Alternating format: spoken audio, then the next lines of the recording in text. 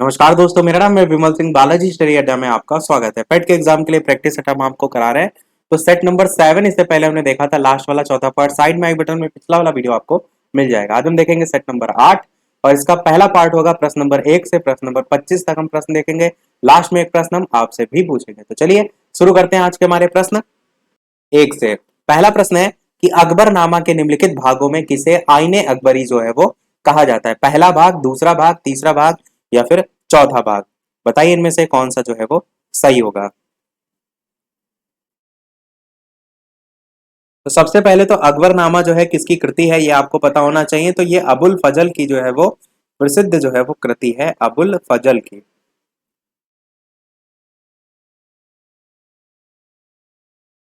और ये जो है, जो रचना है इनकी, ये 3 जिल्दों में जो है वो बटी हुई है, जिसमें से जो तीसरा जिल्द है ये आपका आईने अकबरी है। और प्रश्न में यही पूछा गया था कौन सा भाग है, तो सी वाला आपका तीसरा भाग यहाँ पर जो है वो सही हो जाएगा। हिस्सों की बात करें तो इसके 5 हिस्से हैं, जिसमें पहले हिस्से में 10, दूसरे में 30, तीसरे में 16 आइन है। और जो चौथा उस हिस्सा है उसमें हिंदुस्तान की जातियां, ऋतुएं, फसलें, इन सभी के बारे में जो है वो बताया गया है। तो आपका सी वाला ऑप्शन यहाँ पर सही होगा। दूसरा प्रश्न देखते हैं, निम्नलिखित किस सल्तनत के शासक के ने जो है वो प्रशासन में स्वयं घूसखोरी को प्रोत्साहित जो है वो किया था? तो घूसखोरी को प्रोत्साहित किया था ये पूछा गया है। अब बलबन, जलालुद्दीन, फिरोज तुगलक या फिर इब्राहिम लोदी? बताइए इनमें से कौन सा सही होगा। किस सल्तनत के शासक ने प्रशासन में स्वयं घूसखोरी को प्रोत्साहित किया था? आंसर की बात करते हैं ऑप्शन एबीसीडी में से। तो फिरोज तुगलक आपका सी वाला ऑप्शन जो दे रखा है ये आपका सही होगा। फिरोज शाह जो है इसके शासनकाल में ही भ्रष्टाचार बहुत देखने को मिलता था। और आपका आंसर भी यही हो जाएगा, इनके स्वयं घूसखोरी को प्रोत्साहित जो है वो किया था। तीसरा प्रश्न आपका सही सुमेलित से संबंधित है।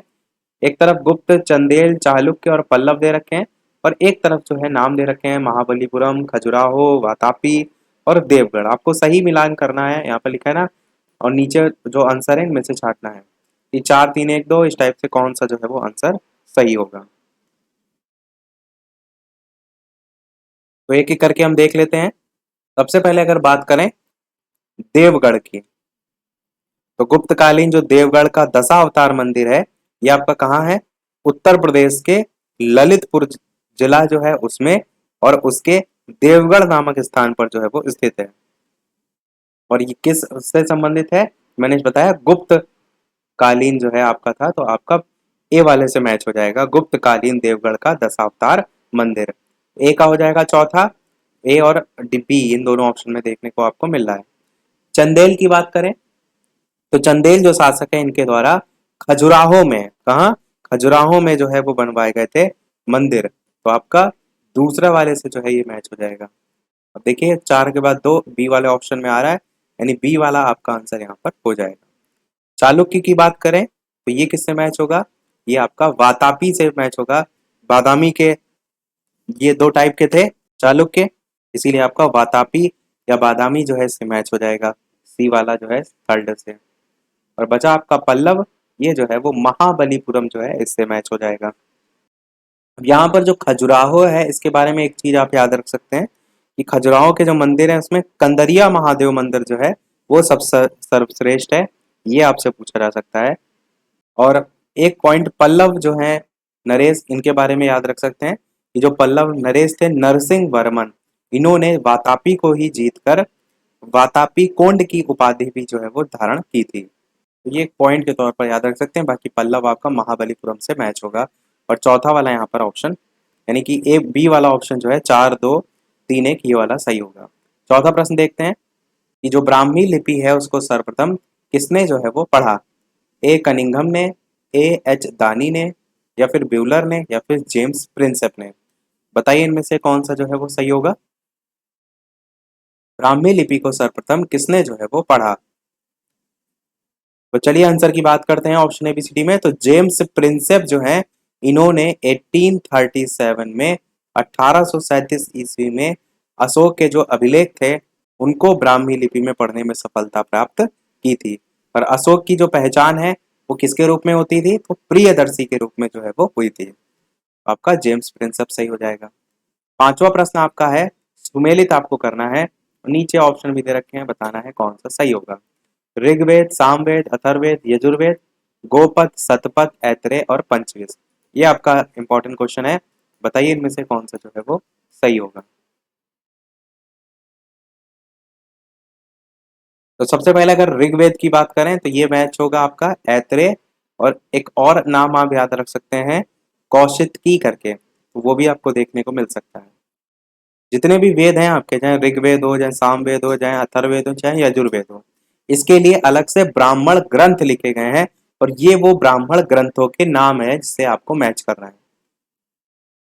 अगला है सामवेद। सामवेद आपका मैच होगा पंचविश से।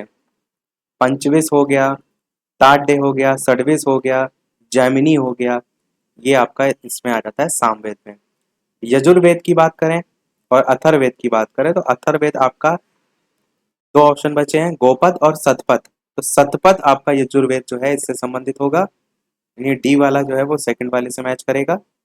और जो अथर्ववेद है ये आपका गोपथ जो है, गोपथ इससे जो है वो मैच करेगा। आंसर आपका इनमें से कौन सा सही होगा? सी वाला जो है वो सही होगा। ए वाला थर्ड से, बी वाला जो है वो फोर्थ से, सी वाला पहले से और डी वाला जो है दूसरे से। ये आपका आंसर यहाँ पर हो जाएगा। बड़ा प्रश्न देखते हैं कि रेगुलेटिंग एक्ट 1773 के अंतर्गत कलकत्ता में संस्थापित सुप्रीम कोर्ट की पहली महिला मुख्य न्यायाधीश जो है वो कौन थी? महिला नहीं, यहाँ पर सुप्रीम कोर्ट की प्रथम मुख्य न्यायाधीश जो है वो पूछा गया है। विलियम पिट, हेनरी वेंसिटार्ट, या फिर एलिजा इम्पे, या फिर जॉब चारनाथ। इस टाइप से चार ऑप्शन है, बताइए इनमें से कौन सा जो है वो सही होगा। रेगुलेटिंग एक्ट 1773 के अंतर्गत कलकत्ता में संस्थापित सुप्रीम कोर्ट का प्रथम मुख्य न्यायाधीश कौन था? आंसर की बात करते हैं ऑप्शन एबीसीडी में से, तो सी वाला आपका ऑप्शन एलिजा इम्पे जो है ये आपका सही होगा। इनका नाम था सर एलिजा इम्पे। ये मुख्य न्यायाधीश के रूप में जो है वो चुनी गई थी। इसकी रेगुलेटिंग एक्ट 1773 के अंतर्गत कलकत्ता में संस्थापित जो सुप्रीम कोर्ट थी उसकी प्रथम मुख्य न्यायाधीश। अगला प्रश्न आपका देखते हैं कि भूदान आंदोलन का सर्वप्रथम जो प्रारंभ था वो किस राज्य में जो है वो हुआ था? आंध्र प्रदेश, कर्नाटक, तमिलनाडु, या फिर उत्तर प्रदेश। साथ ही साथ वीडियो पसंद आए तो लाइक भी सभी लोग अवश्य करते रहिएगा। इस प्रकार अच्छे अच्छे प्रश्न हम प्रैक्टिस जो है वो करते रहें। आपको बताना यह है कि भूदान जो आंदोलन था इसका जो प्रारंभ था वो किस राज्य में हुआ था। अगर बात करें कि किसके द्वारा हुआ था तो गांधीवादी नेता और विचारक विनोबा भावे जो है उनके द्वारा जो है वो किया गया था। उद्देश्य क्या था इसका? तो भूमि सुधार, और जो भूमिहीन थे उनको भूमि का आवंटन करना जो है वो भूमि भूदान जो आंदोलन है उससे जो है वो संबंधित था। अब बात करते हैं आंसर की, तो आपका आंध्र प्रदेश यहाँ पर जो है वो सही होगा। इस आंदोलन के तहत 18 अप्रैल 1951 को आंध्र प्रदेश के पोचमपल्ली जो है उसमें दान स्वरूप प्रथम ग्राम प्राप्त हुआ था, और यहीं से ही जो आंदोलन था वो स्टार्ट हुआ था। तो भू आंदोलन या भूदान आंदोलन का सर्वप्रथम प्रारंभ कब से? 1951, तारीख 18 अप्रैल, कहां से? आंध्र प्रदेश से, पर शुभारंभ विनोबा भावे और गांधीवादी नेता और विचारक के तौर पर जो है स्टार्ट हुआ था। आठवां प्रश्न है कि गदर पार्टी की स्थापना हुई थी अफगानिस्तान में, बर्मा में, इंग्लैंड में, या फिर संयुक्त राज्य अमेरिका में। बताइए इनमें से कौन सा जो है वो सही होगा। तो सबसे पहला प्रश्न यही आता है कि गदर पार्टी की स्थापना जो है वो हुई कब थी। सन आपको पता होना चाहिए। तो स्थापना हुई थी 1 नवंबर 1913 ईस्वी में। बात करते हैं कहाँ हुई थी। आंसर आपका ऑप्शन एबीसीडी में से डी वाला सही होगा, यानी कि संयुक्त राज्य अमेरिका के सैन फ्रांसिस्को नगर में हुई थी। किसके द्वारा? तो लाला हरदयाल। उसके अलावा भी नाम है, जैसे सोहन सिंह भाकना, तारकनाथ दास, और मेन आपको लाला हरदयाल का ही नाम देखने को मिलता है क्योंकि संस्थापक के रूप में जो है ये जाने जाते हैं। और बाकी इस पार्टी के अध्यक्ष के रूप में सोहन सिंह जाने जाते हैं, जिनका नाम मैंने बताया सोहन सिंह भाकना। और एक पत्रिका भी थी इन्हीं के द्वारा जिसका नाम था गदर, और उसी के नाम पर इस पार्टी का नाम भी जो है वो गदर पड़ा था। अगर बात करें सैन फ्रांसिस्को की तो उसमें आंदोलन के मुख्यालय का नाम क्या था? तो युगांतर आश्रम जो है वो मुख्यालय का नाम था, क्योंकि मैंने बताया ना संयुक्त राज्य अमेरिका के अंतर्गत सैन फ्रांसिस्को जो है उसमें स्थापना हुई थी। नवा प्रश्न देखते हैं कि निम्नलिखित को सुमेलित करना है आपको। भगत सिंह, खुदीराम बोस, मदन लाल ढींगरा, ऊधम सिंह। और दूसरी साइड नाम है किंग्सफोर्ड, सैंडर्स, डायर और कर्जन वायली। आपको मैच करना है और बताना है कौन सा किससे मैच होगा। सबसे पहले अगर बात करते हैं भगत सिंह की, तो भगत सिंह, चंद्रशेखर आजाद और राजगुरु, तीन नाम आपने अवश्य सुने होंगे एक साथ। इन्होंने जो सैंडर्स था, इससे मैच होगा बी वाले ऑप्शन से, सैंडर्स की हत्या की थी। और 1928 में, ये सन आप याद रखिएगा, 1928 में साइमन कमीशन का विरोध हुआ था। उसमें जो लाला लाजपत राय थे, उन पर इसी ने गोल लाठी बरसाई थी और लाठी से ही इनकी जो है वो मृत्यु हो गई थी। और वही रीजन था जो इनके खिलाफ विरोध देखने को मिला था। तो आपको ये बी वाले से मैच हो जाएगा। खुदीराम बोस की बात करें तो इन्होंने जो किंग्सफोर्ड था, ए वाला ऑप्शन, इसकी हत्या का प्रयास किया था। तो खुदीराम बोस से मैच हो जाएगा किंग्सफोर्ड। मदन लाल ढींगरा की बात करें तो इन्होंने लंदन में जो है कर्जन जो वायली थे, क्या नाम है इनका, कर्जन वायली, कर्जन वायली जो है इनको लंदन में गोली मार दी थी। और बाद में क्या हुआ था, जो ढींगरा थे, मदन लाल ढींगरा, इनको फांसी पर चढ़ा दिया गया था। तो ये कर्जन वायली से संबंधित हो जाएंगे। बचे आपके ऊधम सिंह। ऊधम सिंह जो है, इन्होंने जो डायर था, जिसको जनरल डायर भी कहते हैं, माइकल ओ डायर भी कहते हैं, इसको लंदन में गोलियों से भून दिया था। ऊधम सिंह ने बहुत उधम मचाई थी। और जलियांवाला बाग हत्याकांड तो आप सभी जानते हैं 1919 में हुआ था। उस समय के माइकल ओ डायर पंजाब का लेफ्टिनेंट गवर्नर था। पूछा जाता है कि इसने गोलियां चलवाई थी, तो जनरल डायर ने ही चलवाई थी। तो आपका ऊधम सिंह डायर से मैच हो जाएगा। तो आंसर यहाँ पर इन चारों में से पहला वाला सही हो जाएगा, यानी फर्स्ट वाला बी से मैच होगा, भगत सिंह सैंडर्स से। खुदीराम बोस जो है वो किंग्सफोर्ड से मैच होगा। थर्ड मदन लाल ढींगरा मैच होगा कर्जन वायली से। और ऊधम सिंह मैच होगा डायर से। अगला देखते हैं प्रश्न नंबर 10। प्रश्न आपका है कि देसी भाषा प्रेस अधिनियम किस वर्ष जो है वो पारित किया गया, जिसको हम एक और नाम से जानते हैं, वो नाम है वर्नाकुलर प्रेस एक्ट। तो नाम आपने दोनों में से एक ना एक अवश्य सुना होगा। चार ऑप्शन है, 1884, 1875, 1882 या 1878। बताइए इनमें से कौन सा जो है वो सही होगा। तो आंसर की बात करते हैं, आपका डी वाला ऑप्शन 1878 ईस्वी सही हो जाएगा। Vernacular press act 1878, lord Lytton, नाम रखना है आपको, लॉर्ड लिटन जो है इनके कार्यकाल में पारित हुआ था। और ये जो अधिनियम था, इसके माध्यम से सरकार ने जो भारतीय भाषा के समाचार पत्र थे, उनको नियंत्रण में लाने का प्रयास किया था। प्रेस नाम है, प्रेस से ही जोड़कर याद रख सकते हैं, यानी कि जो भारतीय भाषा के समाचार पत्र थे, उनको अधिक नियंत्रण में लाने का प्रयास किया था। और इसे राजद्रोही जो लेखक थे, उनको दबाने, उनको दंडित करने का सफल जो है एक शुरुआत के तौर पर आप कह सकते हैं जो है वो देखा गया। साथ ही साथ ये जो अधिनियम था, इसको एक अन्य नाम भी दिया गया था, वो था मुंह बंद करने वाला अधिनियम। इस अधिनियम में एक चीज आपको और देखने को मिली थी, जो कि एक भेदभाव था। वो भेदभाव क्या था, देसी भाषा और अंग्रेजी भाषा के जो समाचार पत्र थे, उनमें भेदभाव किया गया। इससे जो अपराधी थे, उनको अपील करने का अधिकार नहीं था।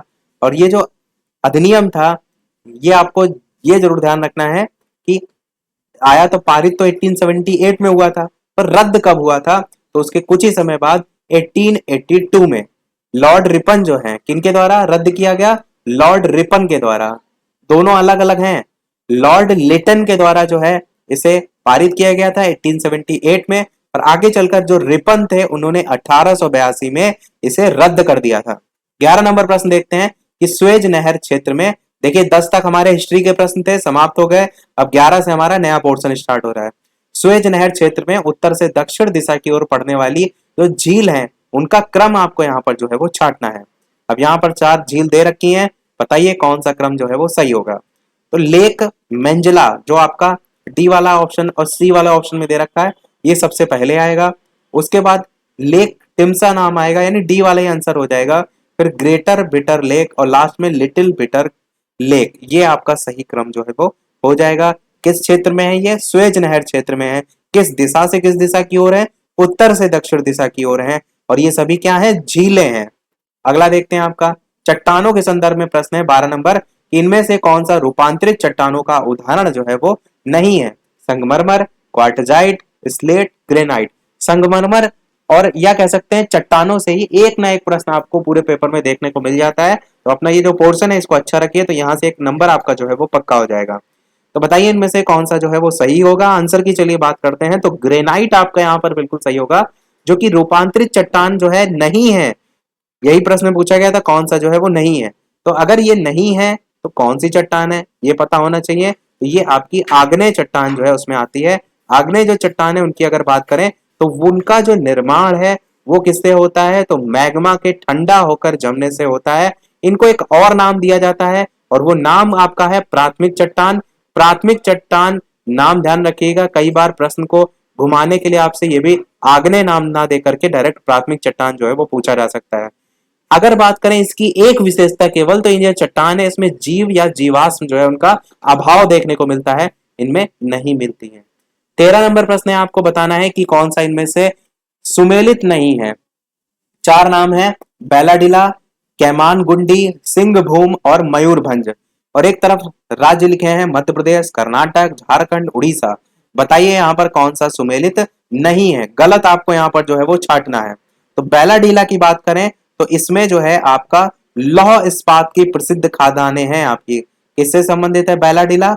लौह इस्पात से संबंधित है। और पहला वाला ही जो लौह इस्पात है ये मध्य प्रदेश में नहीं है, यही आपका आंसर हो जाएगा। यही आपका यहाँ पर सुमेलित नहीं है, ये मध्य प्रदेश में नहीं है। कहां पर स्थित है? तो ये आपका वर्तमान में छत्तीसगढ़ के अंतर्गत आता है। शॉर्ट में मैंने यहाँ 4 लिख दिया है। छत्तीसगढ़ के दंतेवाड़ा जिला में, कौन सा जिला? दंतेवाड़ा जिला जो है उसमें देखने को मिलता है।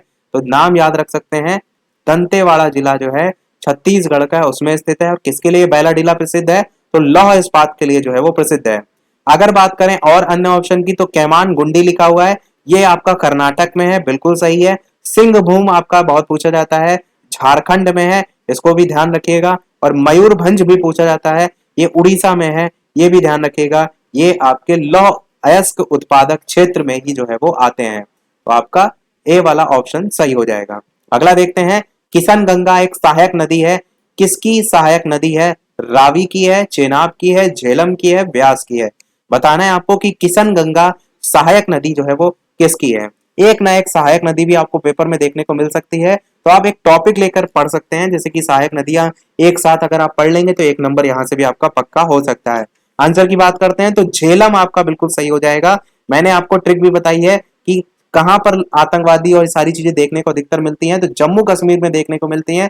और वहां के लोग क्या करते हैं? झेलते हैं, तो झेल से झेलम याद रख सकते हैं। तो इसको आप इस टाइप से जोड़कर याद रख सकते हैं, ये केवल याद करने के लिए है और कुछ नहीं है ऐसा कुछ। बाकी जम्मू कश्मीर बहुत अच्छी जगह है, जाना चाहिए आपको।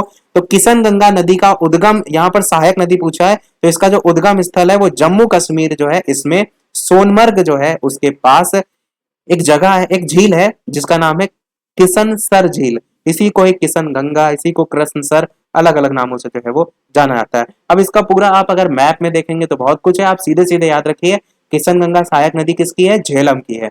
15 नंबर प्रश्न आपका है, विश्व बैंक का मुख्य उद्देश्य जो है वो क्या है? विनिमय दर की स्थिरता को बनाए रखना, मौद्रिक सहयोग को बढ़ावा देना, पुनर्निर्माण हेतु ऋण देना, या फिर इनमें से कोई नहीं। तो बताइए इनमें से कौन सा सही होगा। सबसे पहले तो आपको यह पता होना चाहिए कि जो विश्व बैंक है, अंतरराष्ट्रीय मुद्रा कोष, इनकी स्थापना कब हुई? इनकी स्थापना हुई थी 1944 में। 1944 में अमेरिका के ब्रेटन वुड्स शहर जो है उसमें आपको देखने को मिली थी। उद्देश्य इसका क्या है ये यहां पर पूछा गया है, तो सी वाला आपका ऑप्शन सही होगा। पुनर्निर्माण हेतु जो है वो ऋण देना, ये इसका उद्देश्य हो जाएगा। और उद्देश्य के तौर पर आप कह सकते हैं जो विकासशील देश हैं, विकासशील देश में भारत भी आपका आता है, तो जो विकासशील देश है उनकी नीति सुधार जो कार्यक्रम है, उनकी जो परियोजनाएं हैं, उनके निर्माण के लिए ऋण प्रदान करना। विश्व बैंक है, उसके पास पैसा है, तो विकासशील देशों को देगा तो जाहिर सी बात है वो भी विकसित देश की श्रेणी में आ सकेंगे। अगर बात करें इसके, यानी कि जो विश्व बैंक है उसके वर्तमान में मुख्यालय कहाँ है, तो इसका जो मुख्यालय है वो वॉशिंगटन डीसी में है। तो मुख्यालय आप जो है वो याद रख सकते हैं, वॉशिंगटन डीसी, शॉर्ट में मैंने यहाँ पर लिख दिया है। वर्तमान में इसके सदस्यों की संख्या कितनी है विश्व बैंक के? तो 1, 8 और 9, यानी 189 जो है ये आपके वर्तमान में जो है वो सदस्य हैं। और अगर बात करें वर्तमान में अध्यक्ष कौन है, तो डेविड मालपास, उनका नाम आप याद रख सकते हैं। डेविड मालपास जो है इसके वर्तमान में जो है वो अध्यक्ष हैं। कौन से नंबर के अध्यक्ष हैं? तो 13वें अध्यक्ष के तौर पर जो है उनको चुना गया है। कब से चुना गया है? तो 5 अप्रैल 2019 को विश्व बैंक की जो कार्यकारी बोर्ड की सहमति थी उस पर जो है वो चुना गया है। वर्तमान अध्यक्ष कौन है? डेविड मालपास हैं। अगर बात करें विश्व बैंक के पहले अध्यक्ष कौन थे, तो वो भी आप याद रख सकते हैं, उनका नाम था यूजीन मेयर। उनका नाम क्या था? Eugene mayor. ये जो है वो विश्व बैंक के पहले अध्यक्ष थे। इन्हें जो है इस पद पर 18 जून 1946 से लेकर के 4 दिसंबर 1946 तक पद पर जो है वो बने रहे थे। अगला देखते हैं आपका प्रश्न नंबर 16। 2011 की जनगणना के अनुसार निम्नलिखित राज्यों में से किसकी ग्रामीण जनसंख्या सबसे ज्यादा है? और यही वो प्रश्न था जो मैंने पिछले वाले पार्ट में पूछा भी था, कहा था नेक्स्ट वाले वीडियो में हम इसका आंसर देंगे। तो मध्य प्रदेश, महाराष्ट्र, पंजाब, उत्तर प्रदेश, बताइए इनमें से कौन सा जो है वो सही होगा। आंसर की बात करते हैं ऑप्शन एबीसीडी में, तो उत्तर प्रदेश आपका यहां पर बिल्कुल सही हो जाएगा। ग्रामीण जनसंख्या की अगर बात करें तो सबसे ज्यादा जनसंख्या वाला राज्य है उत्तर प्रदेश। उत्तर प्रदेश की जो ग्रामीण जनसंख्या है वो लगभग 15 करोड़ 53 लाख जो है वो देखने को मिलती है। 17 नंबर प्रश्न है कि किसान क्रेडिट कार्ड योजना का जो प्रारंभ है वो किया गया था, किस वर्ष में किया गया था, ये आपको जो है वो बताना है। तो 2004 से 5, 2000, ये 200 नहीं है, ये 2000 है, एक और जीरो होगा। 2000 से 2001, 1998 से 1999, 1995 से 1996, कौन सा इनमें से सही होगा? तो आंसर की बात करते हैं तो किसान साख कह लीजिए, किसान क्रेडिट कार्ड योजना कह लीजिए, इसकी जो शुरुआत थी वो 1998 में जो है आपको देखने को मिली थी, और यही आपका जो है यहाँ पर सही हो जाएगा। इससे जो किसान थे उनको व्यापारिक बैंक हो गए, सहकारी बैंक हो गए, क्षेत्रीय ग्रामीण बैंक हो गए, उनसे लोन लेना है, ऋण लेना है, उसमें जो है वो सुविधा जो है वो होने लगी। और ये जो स्कीम है, इसकी जो व्यवस्था है वो किसके द्वारा होती है? तो नाबार्ड के द्वारा जो है इसकी व्यवस्था जो है वो होती है। अगला देखते हैं आपका प्रश्न नंबर 18 कि निम्नलिखित जो राज्य हैं उनमें से किसमें जो दलहन है उनका उत्पादन जो है वो सर्वाधिक है? उत्तर प्रदेश, मध्य प्रदेश, बिहार, राजस्थान, बताइए इनमें से कौन सा जो है वो सही होगा। भारत में सर्वाधिक जो दलहन उत्पादक राज्य है वो कौन सा इनमें से है? आंसर की बात करते हैं इन चार ऑप्शन में से, तो मध्य प्रदेश आपका बिल्कुल सही होगा। इसके बाद नंबर आता है आपका राजस्थान का, मध्य प्रदेश के बाद आपका आता है, इस चीज को ध्यान रखिएगा, और उत्तर प्रदेश भी इसके बाद आता है। भारत में पूछा जाए अगर दलहन अनुसंधान केंद्र कहाँ है, तो आप इस चीज को ध्यान रखिएगा कि कानपुर में आपका जो है वो दलहन अनुसंधान केंद्र जो है वो स्थित है। कहाँ स्थित है? कानपुर में जो है वो स्थित है। और भारत अगर दलहन में बात करें विश्व में, तो विश्व का सबसे बड़ा उत्पादक, उपभोक्ता और आयातक देश के रूप में जो है वो जाना जाता है। अगर बात करें यहाँ पर परसेंटेज के हिसाब से, तो मध्य प्रदेश में लगभग 32.14% आपको दलहन का उत्पादन जो है वो प्रतिशत में अगर बात करें तो देखने को मिलता है। फिर राजस्थान की अगर बात करें तो यहाँ 13 दशमलव समथिंग में आ जाएगा। यूपी में बात करें तो यहाँ 8 दशमलव समथिंग में आ जाएगा। इस टाइप से आप याद रख सकते हैं। 19 नंबर प्रश्न है, national stock exchange of India का प्रवर्तक जो है वो कौन है? भारतीय स्टेट बैंक, एलआईसी और जीआईसी, आईडीबीआई या फिर सभी, बताइए इनमें से कौन सा जो है वो सही होगा।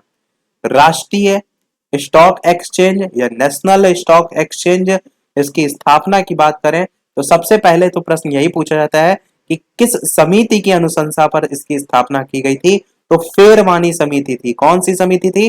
फेरवानी समिति थी। और फेरवानी समिति की अनुशंसा पर 1992 में, कब? 1992 में जो है इसकी स्थापना जो है वो की गई थी। इसके प्रवर्तक की बात करें तो उसमें भारत सरकार के अतिरिक्त प्रमुख रूप से आप देखेंगे तो स्टेट बैंक, एलआईसी और जीआईसी, ये सभी आपको देखने को मिले थे। आईसीआईसीआई भी, आईएफसीआई भी, बीबीआई, एसबीआई, जीआईसी, सब देखने को मिले थे। आंसर आपका उपर्युक्त सभी जो है वो बिल्कुल सही होगा।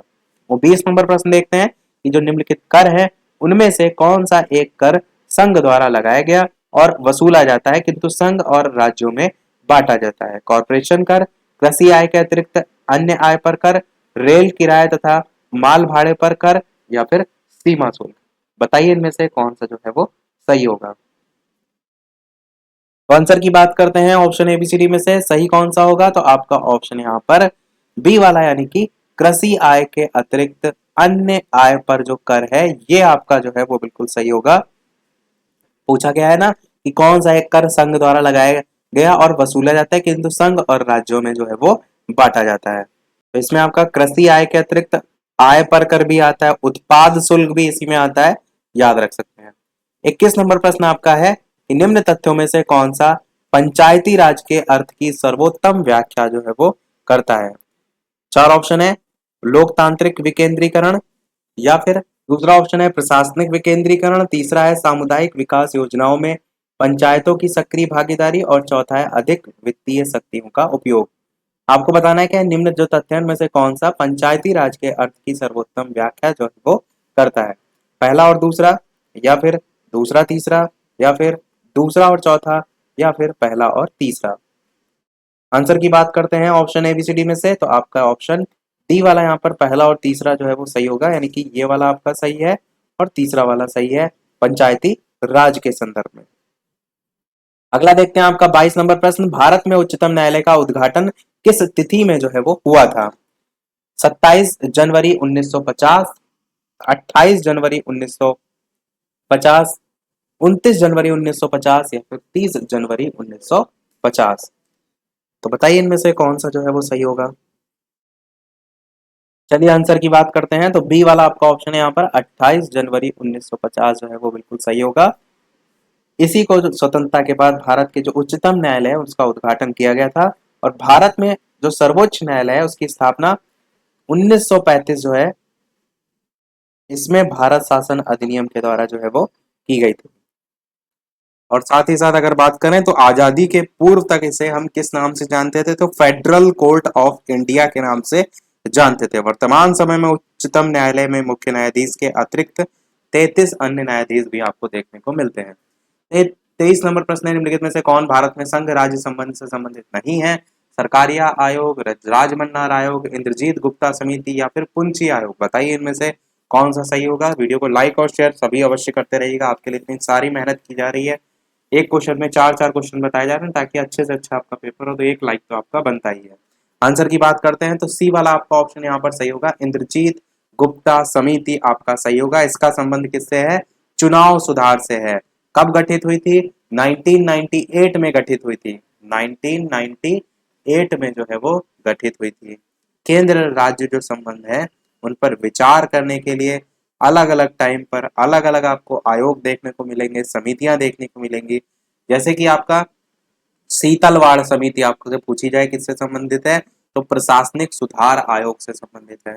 राजमन्नाथ देखिए प्रश्न में दे रखा है, मैंने आपको बताया है 1969 जो है उसका टाइम था। सरकारिया आयोग जो है 1983 था। पुंछी आयोग जो है यहाँ पर दे रखा है ये 2007 था। तो ऐसे आप याद रख सकते हैं। 24 नंबर सेकंड लास्ट प्रश्न है, क्योंकि स्टार्टिंग मैंने बताया था 25 प्रश्न तक हम देखेंगे, लास्ट में प्रश्न हम आपसे भी पूछेंगे। तो भारतीय संविधान के 42वें संशोधन द्वारा राज्य के नीति निर्देशक तत्व में जो परिवर्तन किए गए उनके संबंध में कौन सा यहाँ पर वक्तव्य सही है आपको बताना। पहला कह रहा है कि इसने राज्य को नागरिकों को निःशुल्क कानूनी सहायता का प्रावधान करने के लिए सक्षम बनाया। दूसरा कह रहा है इसने राज्य के द्वारा जो उपक्रम है उसके प्रबंधन में कामगारों की सहभागिता प्राप्त करने की व्यवस्था की। तीसरा कह रहा है इसने दहेज प्राप्ति को दंडनीय अपराध बनाया। 3 पॉइंट दे रखे हैं, आपको बताना है सही कौन सा, पहला दूसरा, पहला तीसरा, दूसरा तीसरा, या फिर पहला दूसरा तीसरा। तो चलिए आंसर की बात करते हैं ऑप्शन एबीसीडी में से, तो आपका ऑप्शन पहला वाला ही यहाँ पर जो है वो सही हो जाएगा, यानी कि पहला वाला यहाँ पर सही है और साथ ही साथ दूसरा वाला जो है वो सही है। देखते हैं हमारा अगला और इस वीडियो का लास्ट प्रश्न। इसके अलावा वीडियो अभी तक आपने लाइक ना किया हो, सभी लोग वीडियो को लाइक भी करते रहिएगा। चैनल पर नए हो सब्सक्राइब करके जुड़ जाइएगा। टेलीग्राम चैनल से जो भी ना जुड़े हो लिंक आपको डिस्क्रिप्शन में मिल जाएगी। बालाजी स्टडी अड्डा करके भी जुड़ सकते हैं। तो देखते हैं हमारा 25 प्रश्न। यहाँ पर एक तरफ संविधान के अनुच्छेद दे रखते हैं और एक तरफ उनसे संबंधित विषय दे रखे हैं और आपको सही मिलान करना है। अनुच्छेद 40, 41, 44, 48 और किससे संबंधित है उससे जो है आपको मैच करना है। तो सबसे पहले अगर बात करते हैं संविधान का अनुच्छेद 40, तो ये आपका ग्राम पंचायतों के गठन से संबंधित है, यानी ये इसके जस्ट सामने ही लिखा हुआ है, इससे मैच हो जाएगा। ये ध्यान जरूर रखिएगा। अनुच्छेद 40, 41 जो है आपका ये काम करने के अधिकार, सामने सामने कह सकते हैं आप लिखे हैं। अनुच्छेद 44 ये समान नागरिक संहिता जो है इससे संबंधित है, और जो आपका अनुच्छेद 48 है ये कृषि और पशुपालन जो व्यवस्था है उससे संबंधित है। तो ये आपका आमने सामने लिखे हुए हैं, यानी आंसर आपका ए वाला यहाँ पर जो है वो बिल्कुल सही हो जाएगा, 1, 2, 3 और 4। तो सभी प्रश्न हमारे समाप्त हुए। अब एक प्रश्न आपके लिए भी, जैसे कि सभी वीडियो में हम आपसे एक न एक प्रश्न पूछते हैं। मैंने पहले ही कहा मैथ की प्रैक्टिस आपको जरूरी है, इसलिए हम एक ना एक मैथ का प्रश्न आपसे अवश्य पूछ लेते हैं। तो इस वीडियो का आपके लिए प्रश्न मैथ से ही है कि 2 अंकों की संख्या जो है उसके अंकों का योग 9 है, साथ ही संख्या का 9 गुना अंकों के उल्टे क्रम से प्राप्त संख्या से 2 गुना है। तो आपको संख्या जो है वो बतानी है। ए ऑप्शन है 19, बी ऑप्शन है 18, सी ऑप्शन है 28 और डी ऑप्शन है जो है वो 30।